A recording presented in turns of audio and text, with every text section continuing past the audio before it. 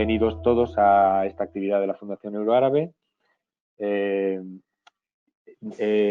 Yo quiero daros la bienvenida a todos y especialmente pues, a nuestro invitado de hoy, que es el Hassan Belarbi, que le doy las gracias también por la paciencia que ha demostrado, ¿no?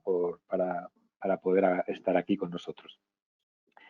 Bien, no sé si veis en la pantalla. Bueno.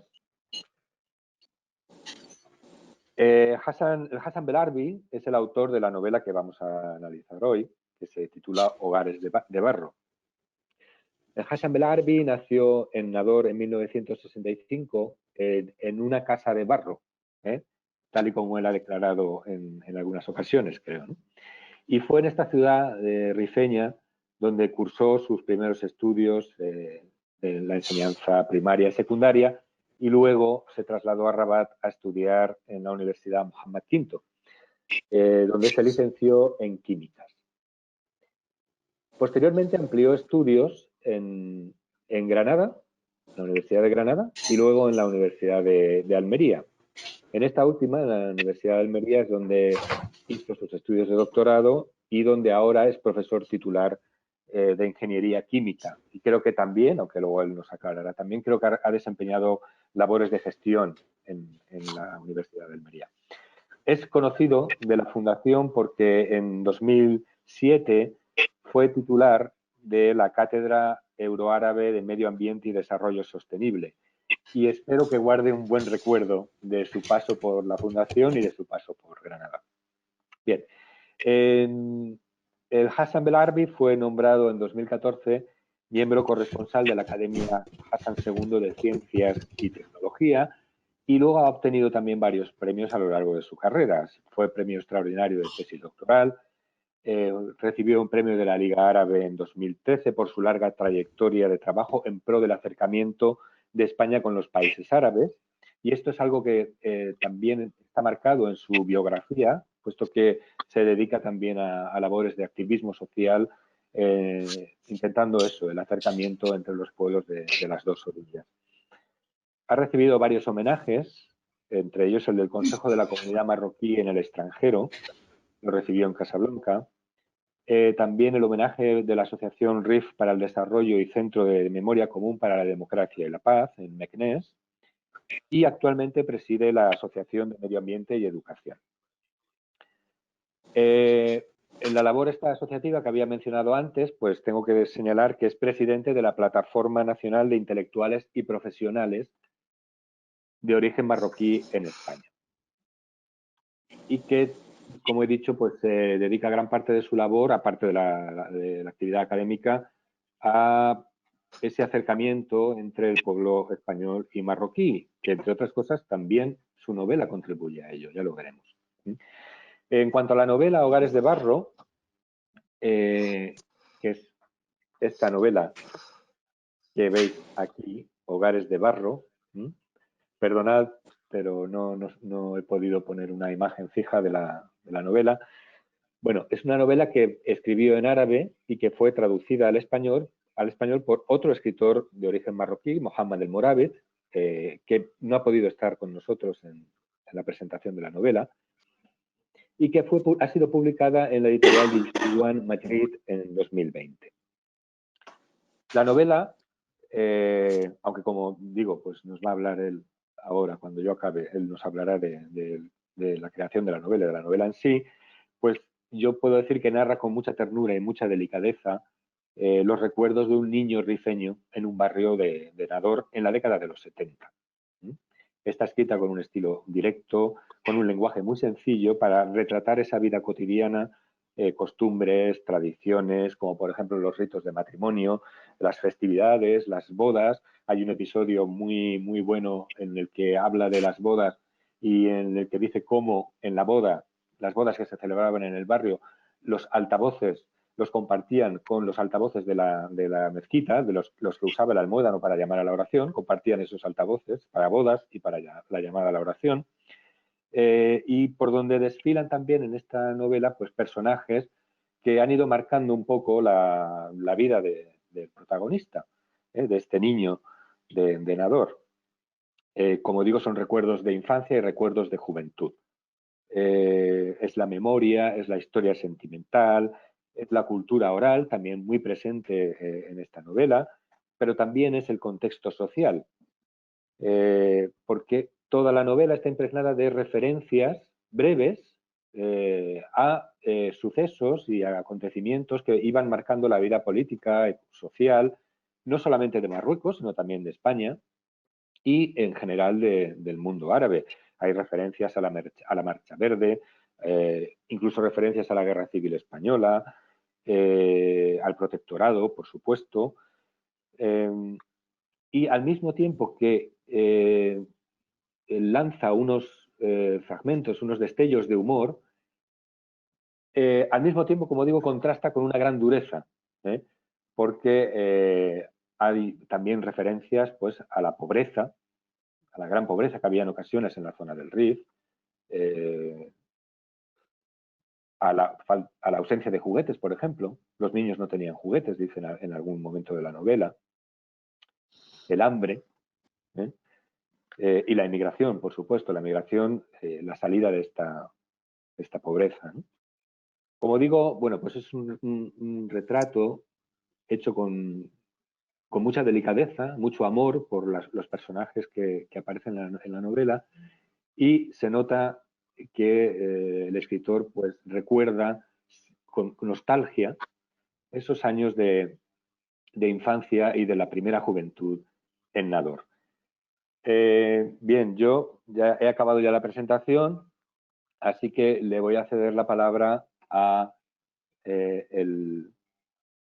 nuestro invitado, perdón, el Hassan Belarabi, para que nos hable de la novela y de su trayectoria literaria.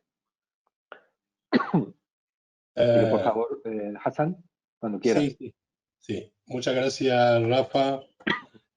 Me encanta cómo pronuncia mi nombre, o sea que raramente cuando escucho mi nombre, digamos, bien pronunciado, ¿no?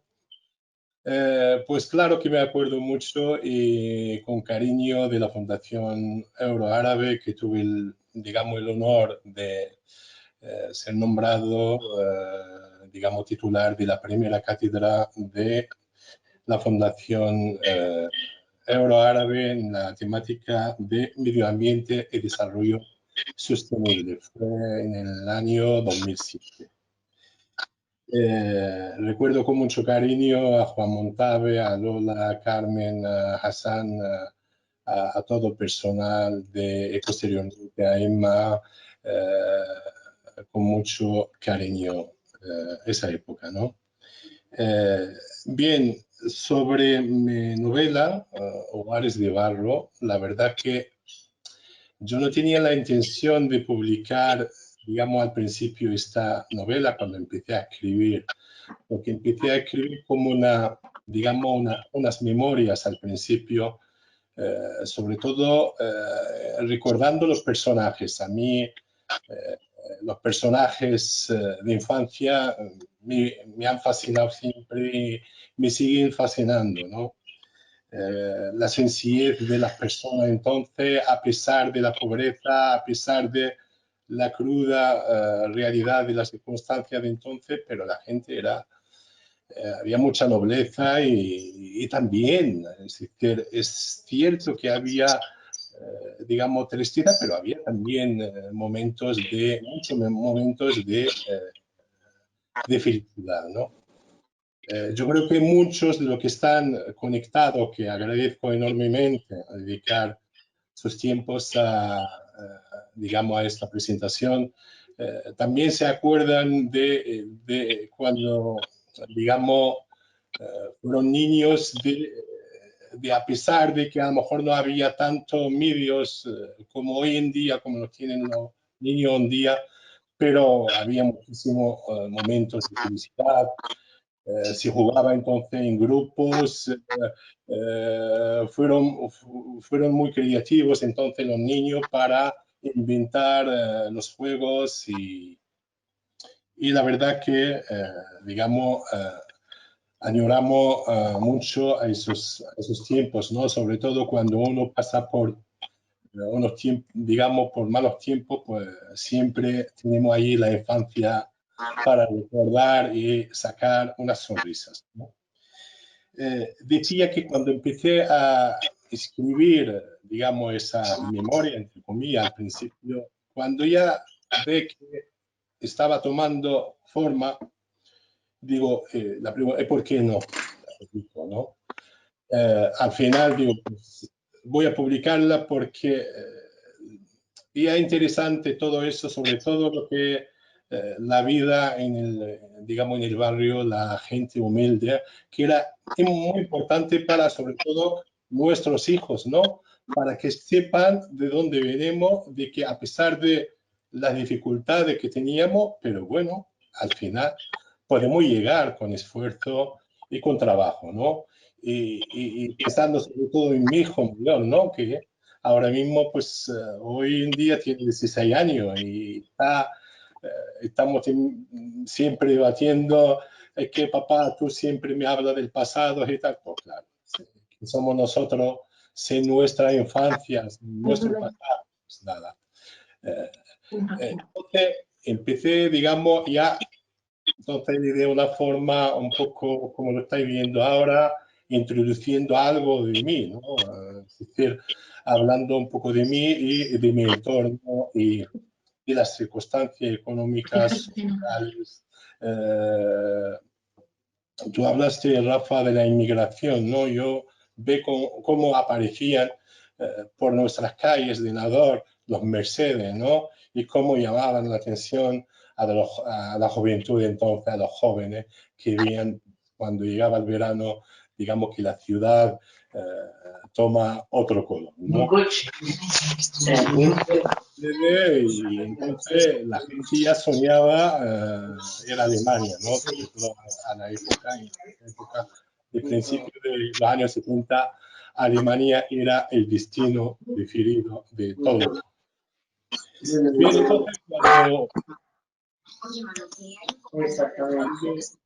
el libro, digamos, tomó forma y tal, digo, voy a publicarlo. Sí. Perdona, Hassan, perdona un momento. Mirad, es que hay alguien que tiene el micro encendido, Amparo, y se oye que está hablando. Por favor, si puedes ser tan amable de conectar el micro. Gracias. Sí, sigue, perdona, Hassan. Gracias. Decía que cuando ya el libro, digamos, veía que el libro tomaba cuerpo, ¿no? Y servía para una publicación, digo, ¿por qué no? Sería interesante también para que los jóvenes, sobre todo, pensando en los jóvenes, digamos, ver de dónde venimos, ¿no? Y también una forma de homenajear un poco a aquellas personas que lucharon entonces con la pobreza y con las dificultades para sacar a sus hijos adelante, ¿no? Entonces, la primera idea era publicarlo, lógicamente, en la versión en árabe en Marruecos, en un país árabe. Luego, cuando lo consulté con mi amigo Mohamed Moravit, entonces yo creo que merece la pena hacer una traducción y publicarlo aquí en España primero. Digo, ¿vale? Si está dispuesto a traducirlo, porque para mí era el inicio del curso, fue el curso del año pasado, entonces tenía mucha docencia y tampoco podía entonces meterme a traducir el libro. Y así fue, digamos, la creación, pero la verdad que lo que me llevó a escribir al principio era que yo pasaba por, digamos, por malos momentos, ¿no? De algunas circunstancias familiares. Entonces, por eso decía yo que en los momentos duros siempre volvemos al pasado, a nuestra infancia, como para evadir los recuerdos, ¿no? De infancia. Bien, ¿qué más puedo contar sobre el libro? La verdad que es mi primera experiencia como, digamos, creación literaria, aunque publiqué también relatos y cuentos sueltos en Marruecos, en algunos países árabes también. Últimamente publico casi semanalmente en un periódico, digamos, árabe, de lengua árabe, pero editado, que se edita en Alemania. Pero bueno, el interés por la literatura, digamos, no es nuevo para mí. Siempre, en la novela, en el libro, hablo al final de Najib Mahfouz, ¿no? Que el escritor que más ha influido en mi persona, ¿no? Digamos, entre comillas, no puedo hablar de una carrera literaria, pero de orientación un poco hacia, digamos, el amor hacia la literatura, ¿no?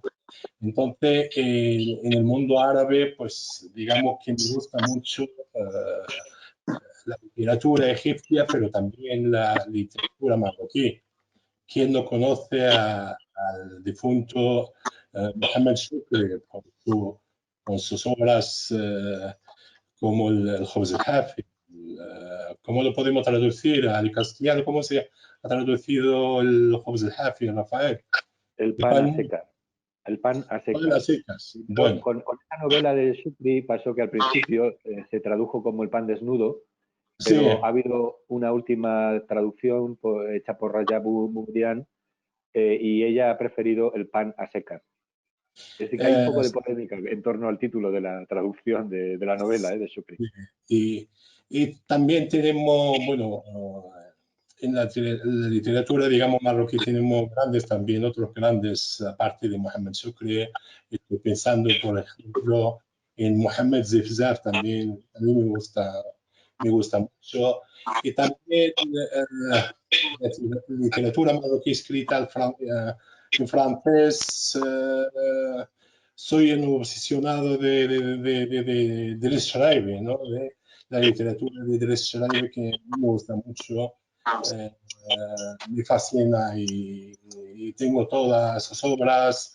Y también he escuchado, porque él también fue un productor de la radio francesa durante muchos años, entonces también tiene programas de radio muy, muy interesantes.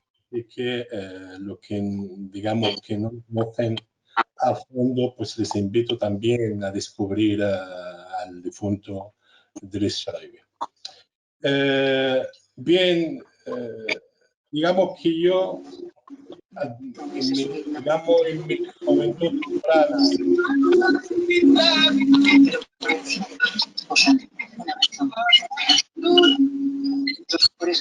esto lo inconveniente de la conexión online, ¿no? A ver, un momento, espera un momento, Hassan, por favor, Marino Salvador, por favor, desconecta el micro, es que se oye música detrás, entonces no se oye a nuestro invitado. Por favor, ¿puedes?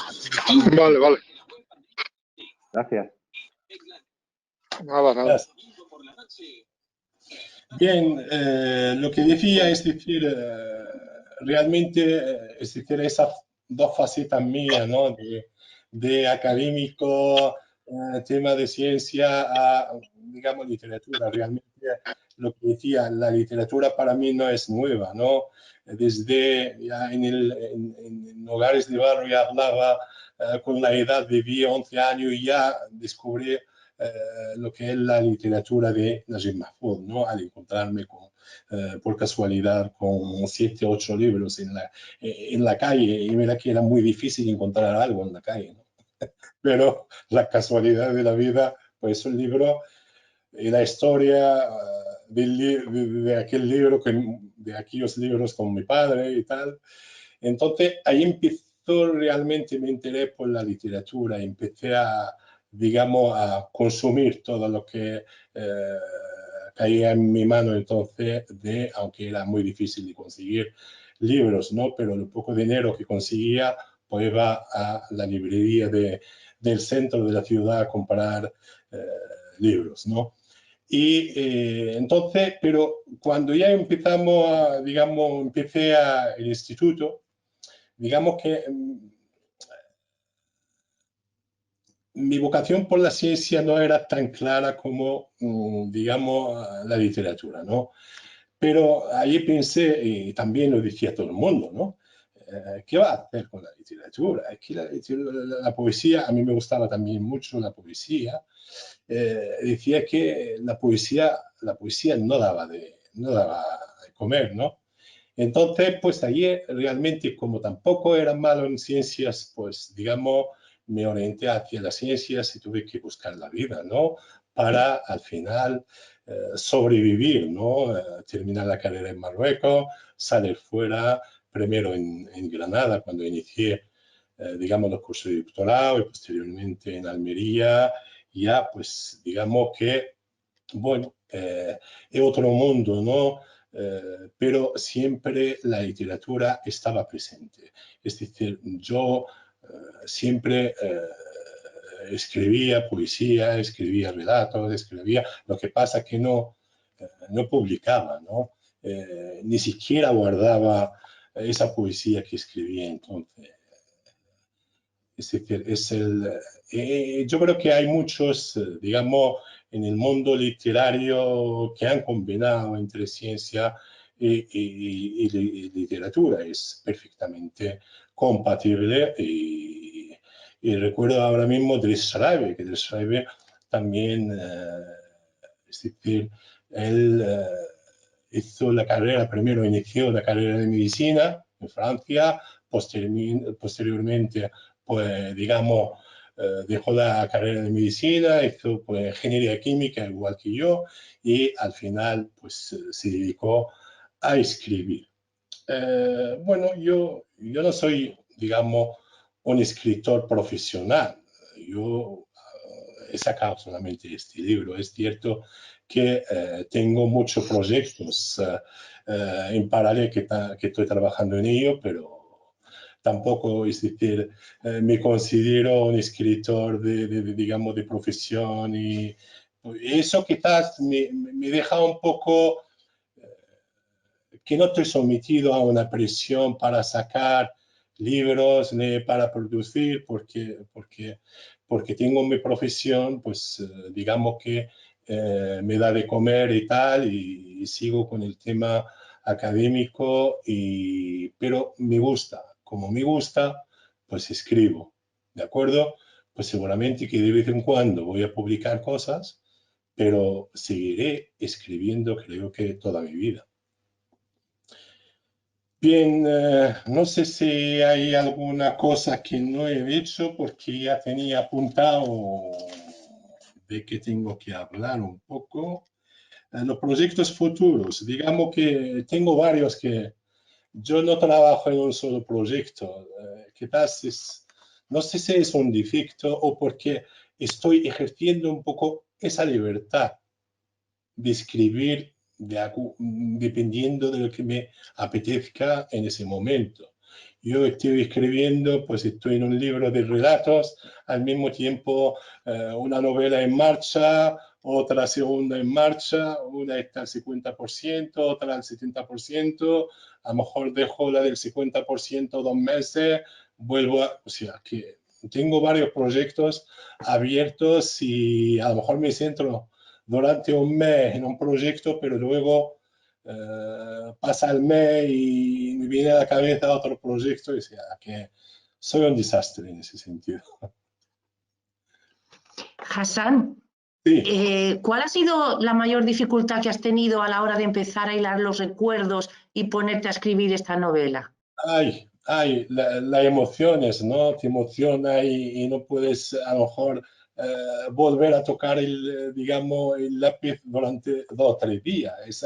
Yo creo que la mayor dificultad. Pero ya una vez que lo terminas, dices, mira qué bien, pues he llorado mucho, he reído mucho con mis recuerdos y creo que se trata de eso, ¿no? Y cuando muchas veces, cuando se lo contaba a un amigo, mira, voy al final a publicar un libro sobre, digamos, mi infancia, pero centrado en mi entorno y tal, eh, y me decía, pero ¿qué piensa? ¿Qué van a pensar tus amigos? ¿No? Y tal. Digo, mira, mis amigos les va a gustar mucho porque seguramente de lo que voy a encontrar van a encontrar un espacio que de ellos, ¿no? O no recuerdo que han vivido ellos también. Efectivamente, ahora, pues cuando hablo con mis amigos, sobre todo de mi generación, y me dicen, oye, que a mí me pasó igual, que encontré un montón de huevos en un sitio, qué alegría tuve y tal. Pues digamos que para pasarlo también bien, es decir, realmente, como decía Rafael, no solamente la crueldad de esos años en todos los niveles, pero también hay humor, ¿no? A mí, por ejemplo, hay un personaje que a mí me encanta mucho, aunque la gente cuando les pregunto, ¿cuál es tu personaje favorito en el libro? Y dice, pues a lo mejor la loca o tal, pero a mí mi favorito es el faraón. Es decir, el faraón mentía, vamos, pero era su mundo paralelo, ¿no? Él vivía en ese mundo, él se escapaba en ese mundo, a ese mundo. Como, que me acuerdo ahora, Rafael, que me dijiste que tengo que leer una parte de un capítulo del libro. Y justamente no voy a leer el faraón, sino uno más cortito, un personaje también que son personajes que han influido, ¿no? en mi formación, en mi creación, en mi personalidad. Voy a leer El inmigrante en la página 78. El inmigrante, aquí lo llamo Mohamed, los nombres están cambiados por respeto un poco a ellos, pero a los personajes, pero Mohamed es la única persona, el único personaje que sigue en vida, ¿no? Los demás ya no están con nosotros, es decir, todos no, ninguno está con nosotros excepto Mohamed, el inmigrante. Mohamed, apodado el inmigrante, fue uno de los que sufrieron la deportación forzada de Argelia en 1975. Tenía unos 20 años cuando llegó al barrio con sus padres y hermanos. Era el hijo mayor y como todos los jóvenes del barrio frecuentaba la tienda de mi tío Tayyip. La tienda de mi tío Tayyip era como un centro sociocultural, entre comillas, ¿no? Es decir, todos los jóvenes se veían por la tarde ahí. Trabajó en la fábrica de mi abuelo para echar una mano a su familia. Se esforzaba para hacerse un hueco entre los jóvenes del barrio. Era parco en palabras, solo se animaba cuando hablaba de cine y de actores. Le encantaban las películas bollywoodienses hasta el punto de que llegó a entender el idioma y a hablarlo también. Se convirtió en una referencia para todos los que querían saber algún detalle preciso sobre alguna película o actor. El cine suponía una pequeña ventana que ofrecía un gran mundo repleto de aventuras, dramas y romances. Las escenas hacían olvidar por unas horas las preocupaciones y las miserias de la vida cotidiana. Este señor, el inmigrante, pues Mohamed se escapaba, pues digamos, al mundo, a la fantasía del cine de entonces. En la cafetería de mi tío Tayyip se reunían muchos jóvenes del barrio. Las conversaciones versaban sobre las películas que habían visto. Mohamed era el más entusiasta y el mejor informado de todos. Las películas indias tuvieron un gran impacto en los jóvenes en general. Nunca hablaba de lo que le había sucedido en Argelia. Cada vez que alguien intentaba sacar el tema, conseguía escaparse. Trataba de eludir recordar el peso de aquella calamidad. Un día me fijé en las nuevas cicatrices que Mohamed tenía en el rostro. Mientras me hablaba, notó que las estaba mirando en exceso. ¿Qué estás mirando, Cotilla?, me preguntó. Tus cicatrices, ¿quién te hizo eso? eres joven todavía, no deberías preocuparte por estos asuntos, respondió con una sonrisa habitual. ¿Me lo puedes contar? ¿Me lo puedes contar? Bueno, 3 chavales me acorralaron cuando volví al barrio de noche y me pidieron un cigarrillo. Estaba lejos del barrio y no había ni Dios. Les di los cigarrillos que tenía en el paquete de tabaco y luego me pidieron unas cerillas. Les di el mechero que tenía y luego me pidieron dinero. Cuando me negué, me rajaron con unas cuchillas. ¿Por qué no le diste el dinero?, le pregunté yo.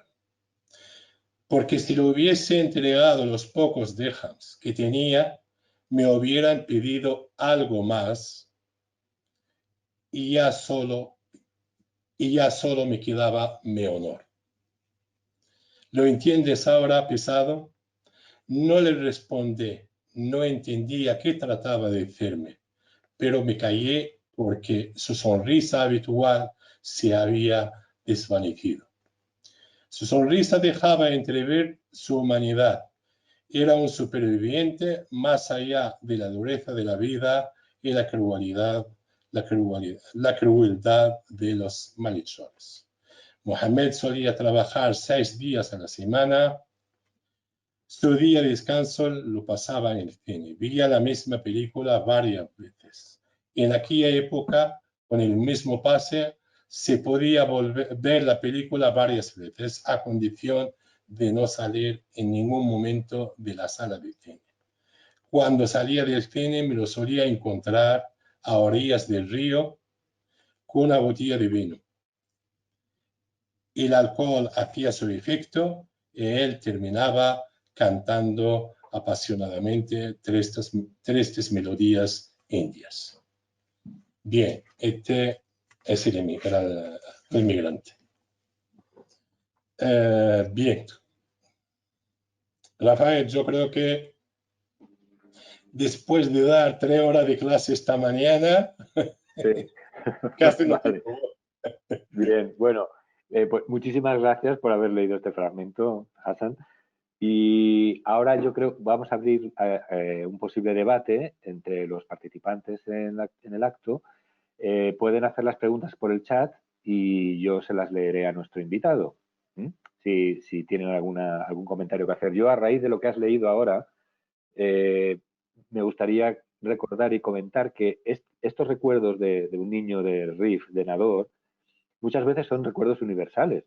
Porque, entre otras cosas, ¿no?, por los personajes que tú nombras en la novela, pues sale la abuela, sale el maestro, ¿no? Aparte del faraón y de la loca y de otros personajes, pero salen personajes que son casi universales.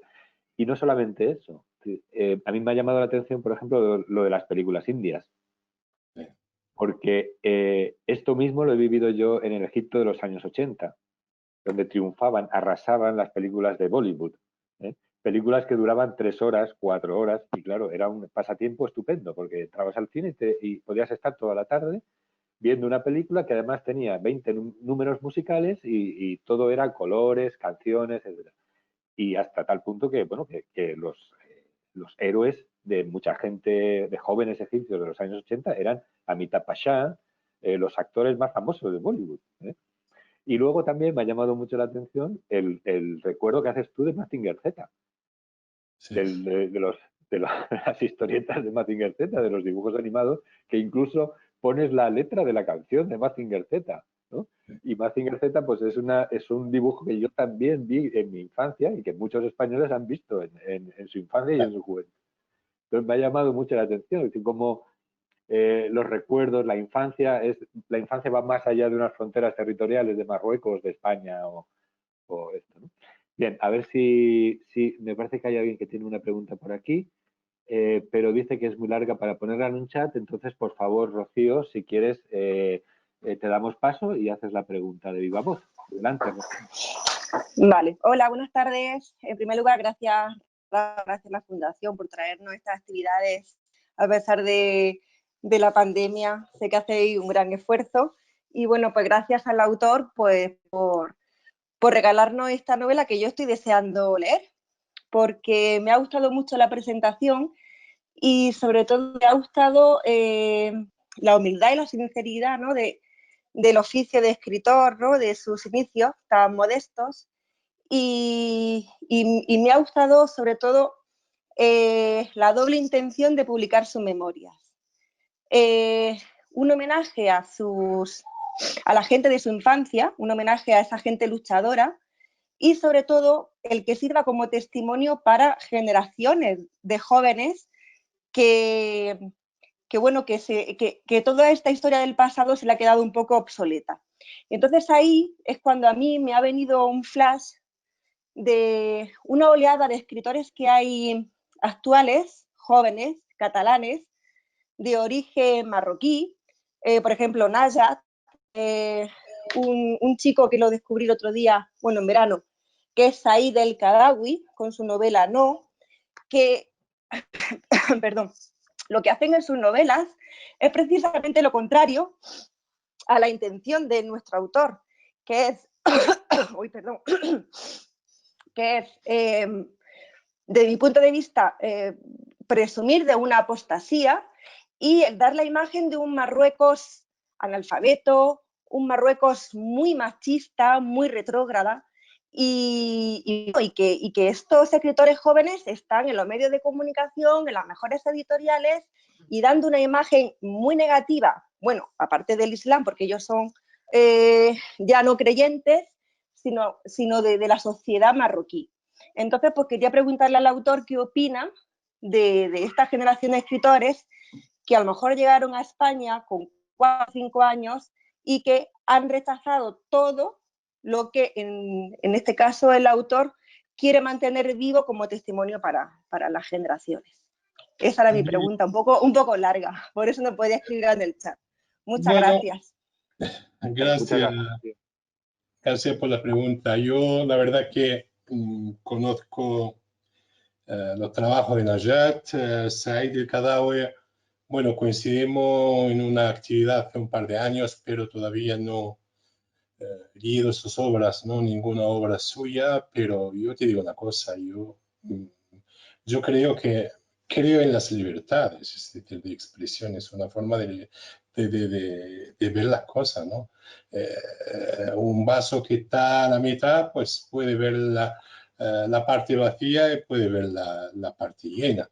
Lo más importante, yo creo que tiene que haber no solamente una voz única, sino tiene que haber voces para que el lector mismo puede sacar sus conclusiones, ¿no? Y te puedo confesar una cosa, es decir, hoy en día para vender lo más fácil es criticar. Es lo más fácil, ¿no? Porque los medios de comunicación lo que buscan es la polémica. No quiero decir que no hay cosas, entre comillas, que no son ciertas. Hay cosas, lógicamente, pero también las otras cosas hay que decirlas, ¿no?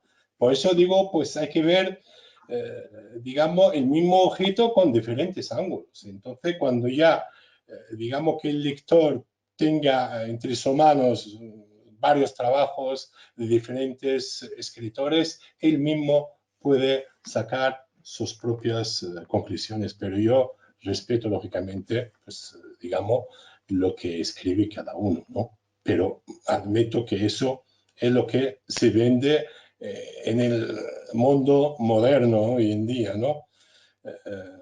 Se puede ver perfectamente, digamos, las cadenas televisivas que más se ven, la radio que más se escuchan y tal, pues desafortunadamente el populismo es lo que más, digamos, existe, ¿no? Sí. Sí. Espero A ver, que... hay una pregunta y un comentario. Voy a hacer primero la pregunta y luego le respondes y daremos el paso a Abdelhak Abrigash. Primero hay una pregunta de Francisco Terrón y es que, bueno, te da, por supuesto, las gracias por este libro, este maravilloso libro que nos retrataba la infancia, y dice que le ha resultado muy familiar la alusión a Rif Cinema porque le recuerda al cine de su pueblo. Entonces te quiere preguntar qué queda hoy de aquel tiempo, que es en buena medida el tiempo de la infancia de los adultos de hoy. ¿Qué queda de eso? de lo que tú retratas en la novela? La verdad es que, bueno, queda mucho, que queda todavía mucha pobreza, ¿de acuerdo? Pero estamos perdiendo los valores, que había muchos valores, había pocos medios económicos, medios en general, pero había valores, la gente era muy solidaria y ahora cada vez, pues digamos que imitamos al, entre comillas, al occidente, ¿no? Cada vez porque miramos hacia el norte, es el problema del ser humano, que no ve el sur, ve solamente el norte, ¿no? Entonces, en eso perdemos los valores. En el mundo, tú hablas del cine de REF, ¿no? Ahora no tenemos ninguna sala de cine, que es una lástima, ¿no? A mí me contaba mi padre que después de la independencia de la zona del norte, por ejemplo, al cine iban parejas, ¿no? A ver películas y tal. Hoy en día ni siquiera existe una sala de cine en Nador, es decir, aunque hay últimamente muchas actividades culturales, la gente se está tomando conciencia de que es importante la cultura, pero hemos perdido muchas cosas, muchos valores, creo. Bien, espero que te haya respondido, Francisco. Y le damos paso a Abdelhak, que quiere hacer un comentario, ¿vale? Abdelhak, si estás ahí, por favor, pues adelante. Hola, buenas noches. Pues yo soy Mohamed, no Abdelhak, eso es el nombre de mi hijo. Soy Mohamed Abrigas. Pues, la verdad es que ha sido un placer. Gracias a Fundación Euroárabe por permitirnos este encuentro con el escritor Arbi. La verdad es que mi comentario pues tiene que ver con eso, que yo tuve el honor de recibir el manuscrito, la traducción del libro, pues porque yo estoy detrás de una forma u otra de la colección donde se publicó el libro. Y que el libro que a mí me gustó mucho porque era la misma experiencia que yo, porque don Hassan tiene que la misma edad que yo y lo que cuenta ahí, pues por cierto que su libro no es una novela, es casi una narración entre memorias, autobiografía, una crónica, donde pues lo más importante es que nos escribe escenas de la vida cotidiana de aquellos años 70, 80, que en el RIF de momento no tenemos autores. No sé, yo leo mucho de literatura española, no leo literatura marroquí o árabe, pero que no hay autores que intentaron describir, hablar de aquella época, ¿no? Por lo tanto, Hassan pues el libro tiene esa aportación. Es por primera vez se habla de los años 60, 70, describiendo esa realidad que estaba sobre todo en la zona de Terja, que era una parte de Nador que estaba todavía casi no urbana, porque el ensanche que se de Nador pues abarcó una zona ahí, pues en Tawima y todo, pero ahí no estaba. Por lo tanto, describe esa vida urbana, medio rural, medio urbana y lo hace muy bien. Además, la traducción ha sido muy buena, porque el propio traductor pues, más o menos se cogió y tradujo muy bien la obra. Así que enhorabuena, Hassan, y también gracias por vuestra atención. Gracias. Bueno, Rafa me deja decir una cosa, Mohamed. Mohamed, muchas gracias, me alegro de verte, gracias por estar con nosotros hoy. La verdad que, bueno, hace tiempo que no hablamos por teléfono. Dice que somos de la misma edad, realmente él es mayor que yo. Me lleva 6 días precisamente, 6 días, así que, bueno, con todo mi respeto, ¿no? Bien, como decía, pues yo lógicamente encantado con la traducción de Mohamed Morabit. La verdad que me gustó mucho cómo se quedó al final la obra. Que tengo que agradecer a Mohamed Morabit, también agradecer, como no, también a una escritura catalana, que es Laila Carroix, mi amiga Laila Carroix, que también me hizo el prólogo de este libro. Y agradezco también a la artista Siham Halle, que es donador también de mi pueblo, es mi amiga, que hizo, digamos, la pintura de la portada, ¿no? Como estoy viendo, que a mí me encantó. Y me la hizo especialmente para el libro, porque le mandé primero digamos, la versión árabe de la novela. Bueno, yo sigo insistiendo que es una novela. ¿Por qué? Porque es el lector, yo digo es una novela, pero el lector el que tiene que descubrir que es en realidad, ¿no? Que decía yo que agradezco enormemente la colaboración de estos tres artistas, Mohamed Moravit, Laila Carroix y Siham Halle, también por la colaboración en este libro. Bueno, sí, seguimos. Rafael. Seguimos, sí. Sandra Rojo hace un comentario. Dice, bueno, primero que nada quiero felicitar a Hassan por su libro. Me gustaría compartir con él una reflexión y pedir su opinión. En los últimos años se ha puesto de moda vincular a América Latina con Marruecos por el pasado andalusí.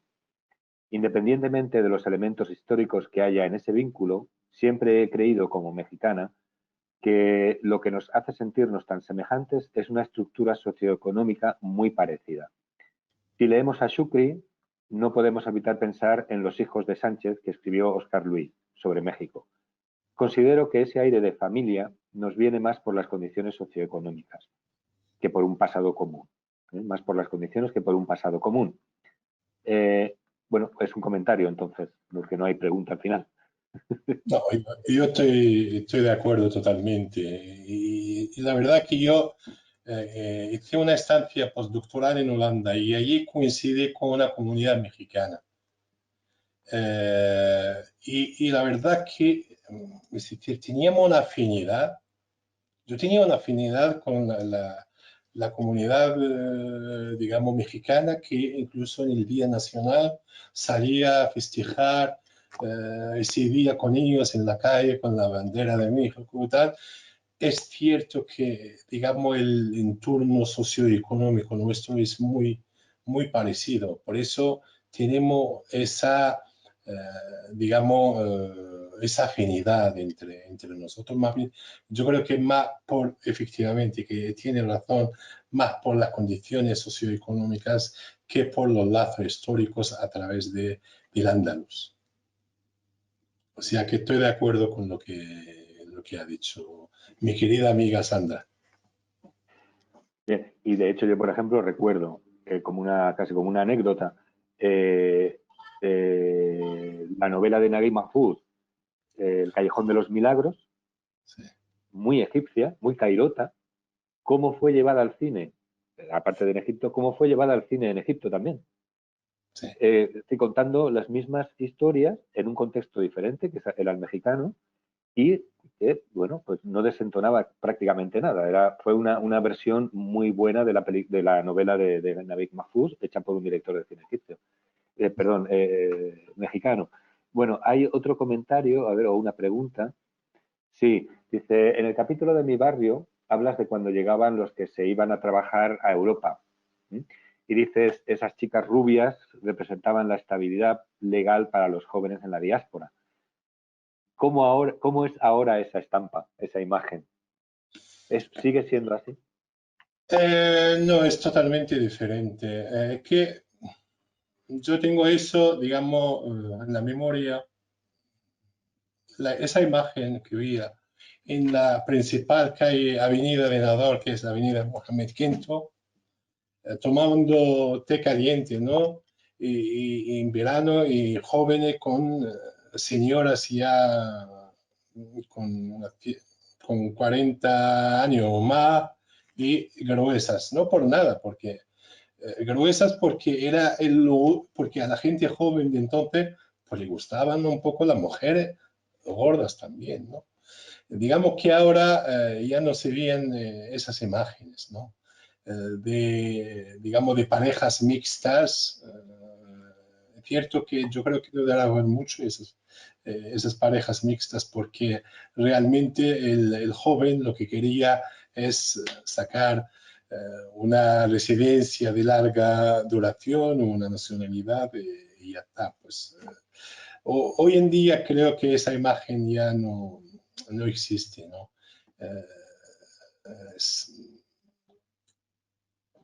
Las cosas son más complicadas ahora que hace 30 o 40 años. Sí. Bien, a ver, Randa Jebruni pide la palabra. Pues si estás aquí, adelante, Randa. Hola, buenas tardes a todos. Enhorabuena, Hassan Belarbi.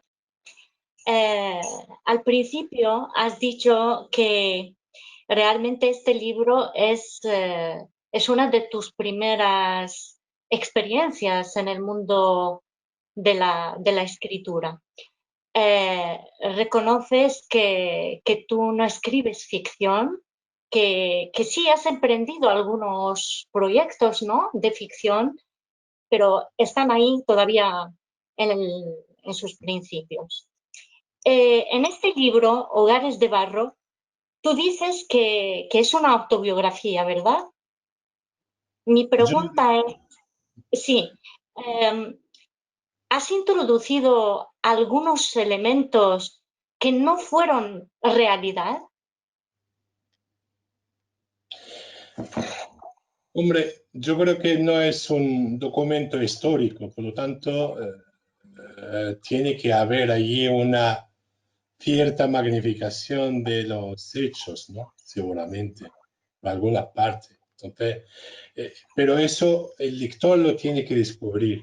Por eso decía antes que yo prefiero llamar la novela para que el propio lector puede sacar finalmente su conclusión, si es una autobiografía, es una novela, ¿no? Que tenga un poco de ficción.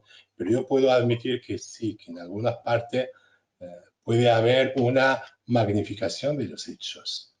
Pero, es decir, pero cuando hablo de personalidades, ahí puedo meter cosas, es decir, puedo magnificar un poco algunos hechos. Sí, entonces, según la crítica literaria, tú formas parte de la tendencia que se llama l'extrême contemporain, que es la autoficción. Entonces, la autoficción es cuando el autor decide introducir en su autobiografía elementos que no fueron tan reales. Y eso también tiene que ver mucho con los recuerdos. Normalmente, cuando pasan muchos años de algunos hechos, no tendemos generalmente a recordarlos exactamente tal como fueron. Eso es verdad. Por otra parte, y yo leo mucho a autores marroquíes que son de Tánger, que escriben en árabe, realmente siempre se procede, en la primera obra, siempre se procede por narrar lo que es confidencial, la historia propia de uno. Es decir, Roland Barthes también lo dijo, ¿no? Los cineastas mismos dicen, normalmente cuando nosotros tomamos la cámara, preferimos pues mirarnos a los pies. Es cuando le damos la cámara a un niño, ¿no? Necesitamos vernos reflejados en esas historias. Yo pienso que esa es la forma en que empieza un escritor. Necesita contar pues lo subjetivo, lo emocional, antes de emprender otro proyecto literario, ¿no?, que tenga una predilección por uno de los temas transversales. Así que le felicito por el libro y que tenga muchos más en el futuro y que podamos leerlo. Muchas gracias. Muchas gracias. Muchas gracias, Randa. Hay una pregunta muy breve. ¿Cuánto tiempo dedicaste a la escritura del libro? Es interesante la pregunta. Yo tengo aquí los documentos originales, digamos, de la novela. Y lógicamente, pues se está viendo, es decir, que estaba escrita al principio en papel suelto, ¿de acuerdo? Y lo primero, yo creo que ahora lo voy a buscar, la fecha exacta, cuando empecé a escribir. Aquí está, octubre del 2015. Y realmente, eso cuando decía, pues empecé a escribir al principio que no tenía la intención de publicarlo, pero a partir del 2017, abril 2017, cuando empecé a pasarlo a limpio, digamos, en un cuaderno, porque yo escribo en cuadernos antes de pasar al ordenador, ¿no? Pasando al ordenador. Realmente empecé en el 2015, pero no lo tomé en serio hasta el 2017. ¿De acuerdo? Por lo tanto, eso me ha llevado tiempo, lógicamente. Por eso decía al principio, yo no me siento con la presión del tiempo que tengo que terminar en 2 meses ni en 3 meses. Yo empiezo un proyecto y no sé cuándo lo voy a terminar o lo voy a terminar o no. Me apetece escribir. Tengo una idea ahora creativa para un cuento, pues la escribo, a lo mejor la publico o no, lo guardo, y a lo mejor cuando tenga 20 cuentos o 30 o 50, pues publico un libro, ¿no? Pero así trabajo yo. Realmente, digamos que esta es mi primera experiencia, digamos, de publicar un libro literario. Pero publiqué muchísimos relatos y muchos cuentos, ¿no? En periódicos, en revistas, así pues dispersas, sueltas.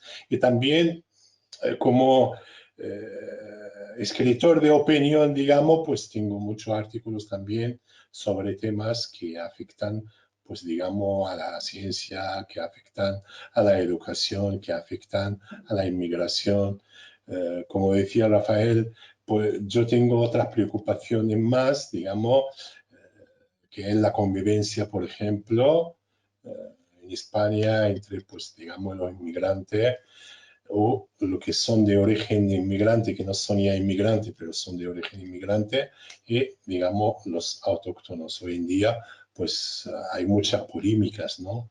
En Francia, en toda Europa, el tema de la convivencia es un tema delicado, ¿no? Entonces, todos esos temas, lógicamente, me mueven por dentro y a veces pues, le dedico a algunos artículos que he publicado en español. Tengo muy pocos artículos publicados en español.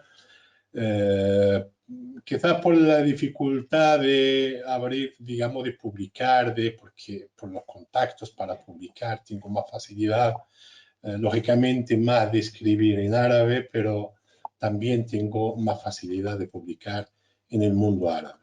Este es una certeza. Sí.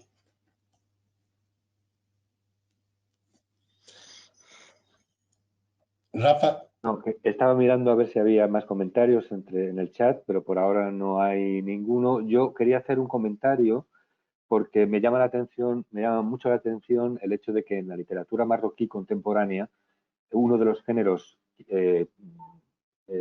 más que me llaman más la atención es precisamente la autobiografía. Es un género casi que identifica la literatura marroquí contemporánea. Aunque, bueno, todos sabemos que la autobiografía, pues bueno, lleva ya muchas décadas y muchos siglos de presencia en la literatura mundial y en la literatura árabe también, ¿no? Pues desde los tiempos de Taha Hussein, con el Ayam, etcétera, ¿no? Pero me llama la atención que las novelas más representativas o que se adoptan como más representativas tanto por el público marroquí, creo, como por el público español en este caso, sean novelas autobiográficas. Y yo destacaría sobre todo, tú lo has mencionado, a Shukri, también a Abdelmejid Benjelloun, con Minat Tufula, de la infancia, que es considerada casi la primera, ¿no? Y toda esta serie de escritores, pues tú mismo, que yo creo que has recurrido, bueno, esto es una autobiografía de una época determinada, Pero también la autora que hace tu presentación en la novela, Leila Carrouch, creo que también ha escrito una novela de Nador Abik, Sí. que también la escribió en catalán, creo, y ha sido traducida al castellano como Laila, que también adopta este género de la autobiografía, ¿no? Y incluso pues las novelas de Nayat El Hashmi, algunas pues tienen muchos aspectos autobiográficos. Es decir, que ¿qué te aporta, qué te permite este género de autobiografía? ¿Qué te permite como escritor? ¿Qué es lo que te da?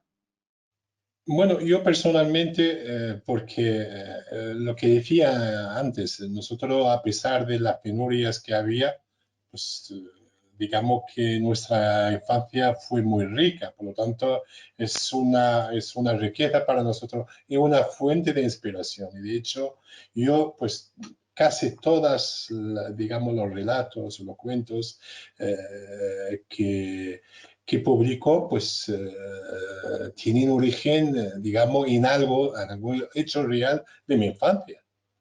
Parto de un hecho real que luego ya, pues digamos, le meto ficción y claro, y ahí pues digamos, yo creo que es una fuente también de inspiración, es decir, nuestros recuerdos es una fuente de inspiración también que, pues en mi caso, me gusta y explotarlo. Muchas gracias por la aclaración, Hassan. Bueno, si no hay más comentarios por parte del público asistente y si tú no quieres añadir algo más, pues podemos dar por cerrada la sesión. No sé Pues si te nada, apetece yo añadir algo. de nuevo agradezco a todos, digamos, los que se han conectado esta tarde con nosotros en la presentación del libro y agradezco enormemente la Fundación Aeroárabe. Y qué pena que estamos en esta circunstancia que no podemos, digamos, vernos en persona ahí presencialmente, ¿no? Pero espero que pronto, ¿de acuerdo? Cuando ya empezamos a dominar esto online, esta tecnología, llegará la vacuna, entonces ya podemos dejarla un rato y empezar a organizar actividades presenciales, ¿no? Muy bien, muy bien. Pues agradezco enormemente esta oportunidad y nada, pues que yo estoy encantado de estar aquí con vosotros, ¿no? Pues muchísimas gracias. Yo espero, como tú dices, que haya una segunda parte, a ser posible sin problemas técnicos de por medio. Y a lo mejor, pues, hablando de tu segunda novela autobiográfica de la época de la juventud. En fin. Y bueno, nada, muchísimas gracias. Hay una cosa que quería añadir. Es decir, muchos de los amigos me decían, oye, ¿por qué es tan corta? Digo, hombre, yo ya al final de la novela, entre comillas, estaba en una edad entrando en la adolescencia, ¿no? En la adolescencia. Por lo tanto, a partir de ahí es otro ritmo, es otro temas de interés, lógicamente, es un punto de inflexión y no pueden meterlo en esa parte. Por lo tanto, había que acabar. Por eso Poder esperamos la segunda parte, la continuación de la época de la juventud. Bueno, nada, muchísimas gracias, Hassan, y muchísimas gracias a todos los que os habéis conectado para seguir esta presentación, por vuestra participación, por vuestra paciencia, por todos estos problemas técnicos que hemos tenido al principio. Muchísimas gracias. Rafa, sí. Perdona, es que acabo de leer en el chat que alguien ha puesto otra pregunta, y además es muy interesante, que es la de la traducción. Ah, no la he visto.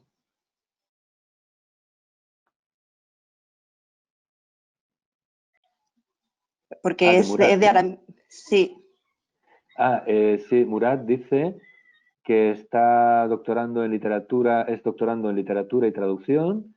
Bueno, que primero te manda muchos saludos por la presentación de la obra y que te llama de tu barrio natal, precisamente, Hassan, en donde los hogares de barro están en vía de desaparición. Y quiere preguntarte si hay una diferencia entre la versión árabe y la versión española, porque parece que el traductor ha respetado totalmente el texto original. Sí, sí, al 99, sí, existe lo que el traductor fue muy fiel, pero tuvimos que quitar una anécdota porque era, cuando se traducía ya era imposible de entender. Era muy difícil de entender realmente. A veces nos encontramos en el tema de la traducción que ese dilema, ¿no? Y tuvimos que quitarlo. Era, digamos, no puedo revelarlo ahora, pero los que van a leer la versión árabe van a encontrar ese trozo, digamos, nuevo allí, que no hemos podido traducir al castellano porque pierde su originalidad, ¿no? Al traducirlo. Es como un chiste, ¿no? Entonces el chiste cuando se traduce ya pierde su salero, su sal, ¿no?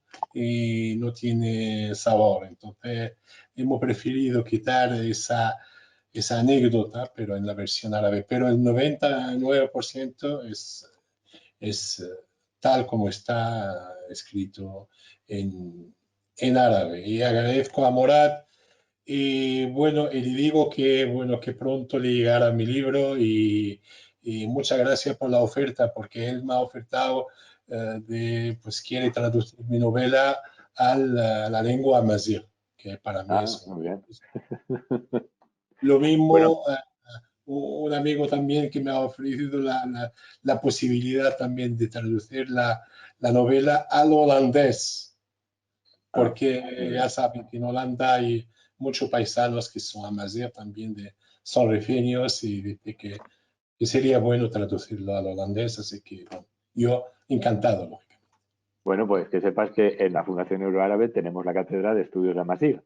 Lo sé, lo sé. Bueno, pues ya está, pues no hay más preguntas en el chat. Que de nuevo, muchísimas gracias a todos, muchas gracias a ti, Hassan, y muchas gracias por la novela, porque se lee, es un placer leer esta novela, y ya te digo, pues esperamos la continuación. Muchísimas gracias a todos y os esperamos en la próxima actividad de la Fundación Euroárabe.